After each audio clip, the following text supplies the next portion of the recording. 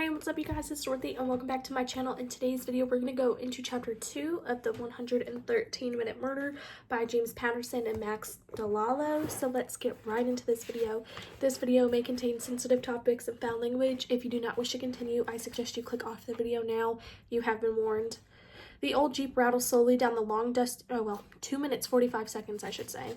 The old Jeep rattled slowly down the long, dusty road, like a cheetah stalking its prey. A symphony of crickets fills the hot night air. A passing train whistles off in the distance, a pale silver sliver of the moon, the only light for miles. Gripping the steering wheel is Stevie Rook. His eyes gaze straight ahead, a former staff sergeant in the United States Marine Corps. He's 44 years old, 6 feet 6 inches tall, and 249 pounds of solid muscle. A man so loyal to his friends and family he'd rush the gates of hell for them and wrestle the devil himself. Hank Rook, trim and weary, younger by only a few years, with a similar devotion but a far shorter fuse, is sitting shotgun with and loading shells into 1-2. We're less than 180 seconds out, Stevie says. Hank grunts in understanding. Two brothers ride in the tense silence for the rest of the brief trip. No words needed. They've discussed their plan and know exactly what they're going to do. Confront the good-for-nothing son of a bitch who killed their 15-year-old nephew. Stevie and Hank both loved that boy, loved him as if he were their own son, and Alex loved them both back. Molly's worthless drunk of a husband had taken off when the boy was just a baby, but no one had shed any tears. Not then, not since. Molly reclaimed her maiden name for her and Alex.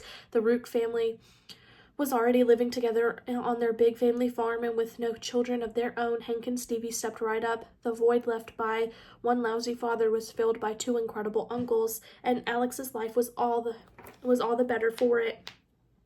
Until today, when his life came to a heartbreaking end. Both brothers dropped everything as soon as Molly called them. They drove together straight to the high school, their truck rattling along at over 100 miles per hour. They were hoping for the best, but had prepared themselves for the worst. The doctors in the sheriff's department are treating Alex's death as an accident, at least for now. Just two kids being kids, messing with shit they shouldn't have been. But it was an accident that didn't have to happen, and somebody is going to pay. Their destination soon comes into sight, a cluster of low-slung wood and metal buildings that seem to shimmer in the still scorching desert heat.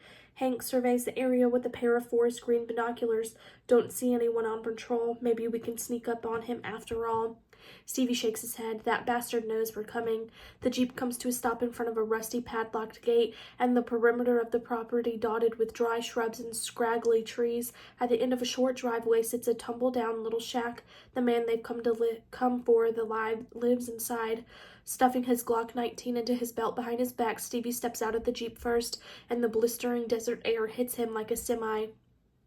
Instantly, he's flooded with memories of the nighttime covert ops he ran in Desert Storm, but that was a distant land where more than 2 decades earlier he served with honor and distinction. Tonight, he's in Scurry County, Texas. He doesn't have an elite squad to back him up, only his jumpy little brother. And the stakes aren't just higher, they're personal. Lay a hand on my gate, Rourke. I'll blow it clean off. Old Abe McKinley is standing on his farmhouse porch, shakily aiming a giant wood-handled Colt Anaconda with his wild mane of white hair and blackened teeth. He either looks awful for 75 or looks like total shit for 60, but Stevie doesn't scare easily or back down. I want to talk to you, Abe, nothing more. Then tell your baby brother to be smart and put down his toy. If you tell your folks to do the same. Abe snorts, not a chance. Stevie shrugs, worth a try. Then at least tell him, he says, to quit pretending to hide. After a reluctant nod from the old man, Hank tosses his pump action Remington back into the Jeep. Simultaneously, 14 of McKinley's goons, hidden all around the compound, slowly step out of the shadows. Some were crouched behind bushes, others trees. A few were lying prone in the knee-high grass that covers most of McKinley's 24 acres. Each man is wearing full hunting camo and a ski mask and clutching a semi-automatic weapon. Stevie was right. The bastards sure did know they'd be coming around here. Now then, Stevie clears his throat. As I was saying, sorry to hear about your sister's boy, McKinley interrupts. Not one for small talk. He spits a thick squirt of tobacco juice into the dirt. Tragedy. Stevie swallows his rage, an international sign of complete disrespect. You should sound real cut up about it, about losing a first-time customer.